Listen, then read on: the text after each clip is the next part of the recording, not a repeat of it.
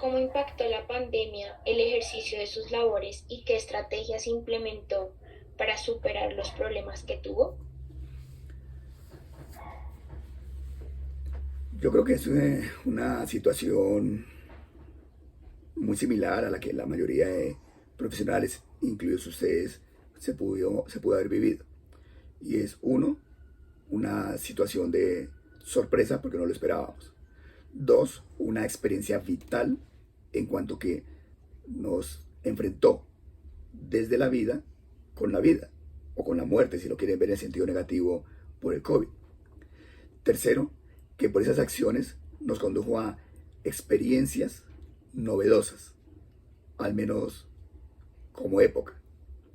Nosotros no habíamos vivido un proceso de aislamiento obligatorio, entre comillas, mundial y de aislamiento obligatorio simultáneo.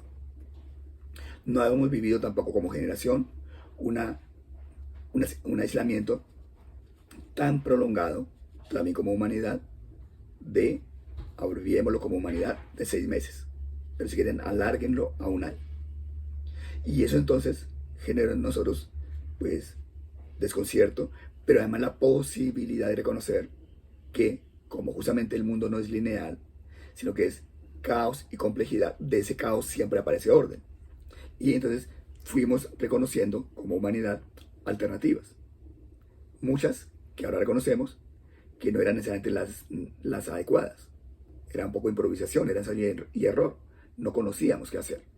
Ustedes recordarán que en los primeros días de pandemia, por ejemplo, para el caso de Colombia, se empezó a decir, debemos tener guantes siempre que salimos de la casa.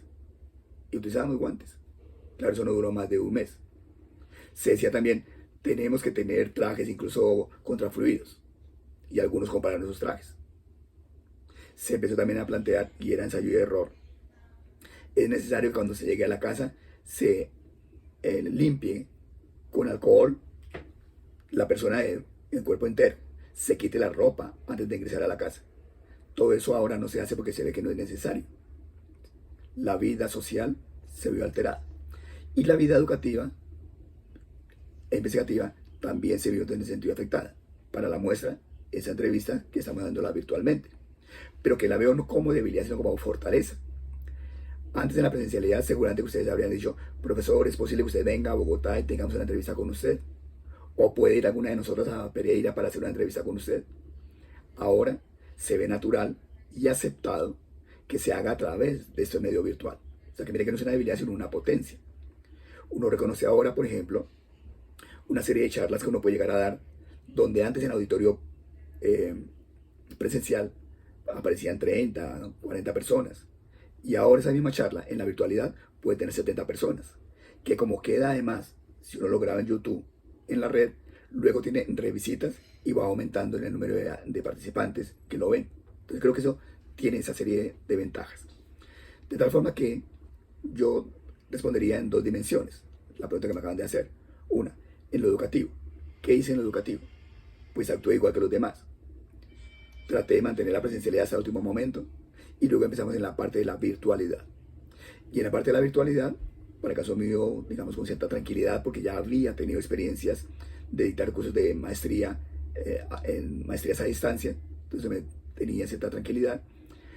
Aún en la presencialidad, cuando yo tenía, o mejor, yo tengo una clase que se llama Humanidades y una unidad que se llama Jóvenes y Virtualidad, esa unidad, aunque la clase era presencial, la trabajaba de forma virtual con ellos para vivir la experiencia.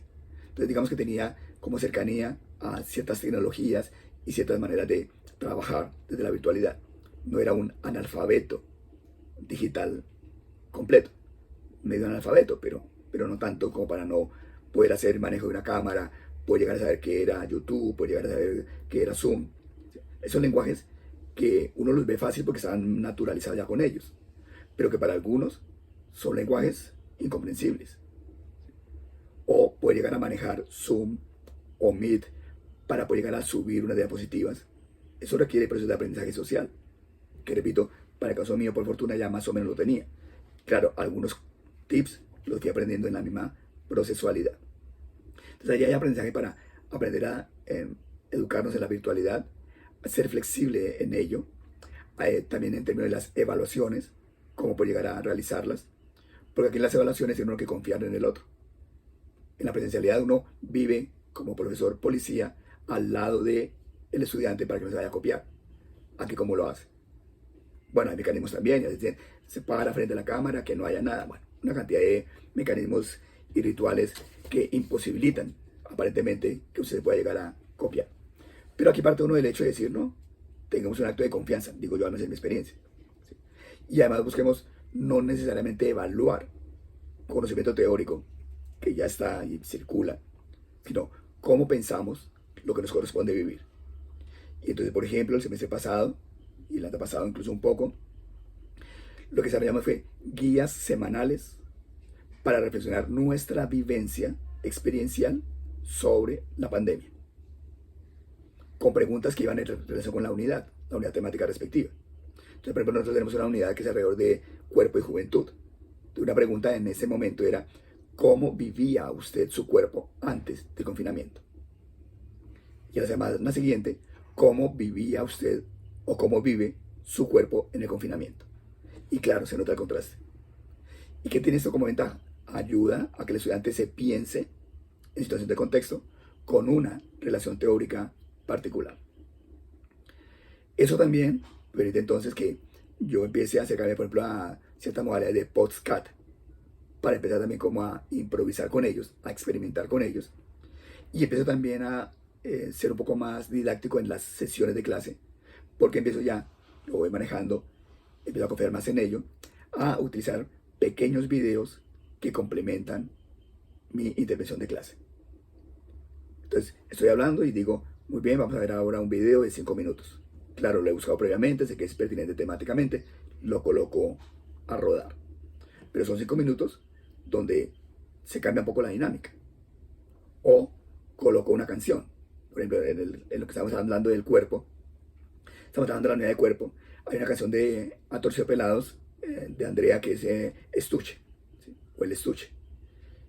Coloco la canción, que además ya sea en el video de YouTube, y escuchan la canción, ya sea completa o por partes, y me sirve como pretexto justamente para la reflexión. Pero además, allí hay un discurso complementario al que yo como maestro puedo llegar a tener. Punto hasta allí, porque si no se va la entrevista solamente en esa parte. Segunda modalidad, la modalidad de entrevista, perdón, la modalidad investigativa.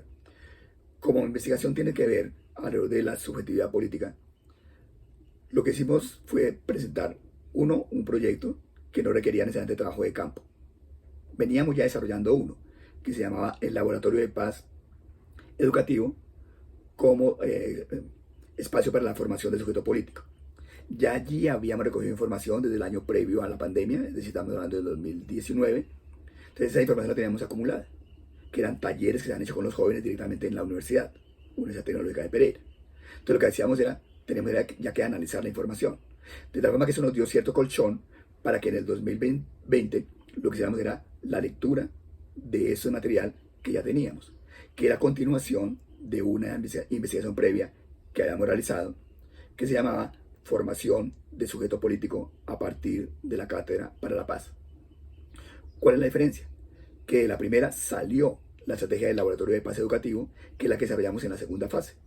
Por eso la segunda fase se llama el Laboratorio de Paz Educativo, y que nos da la posibilidad de desarrollar información previa.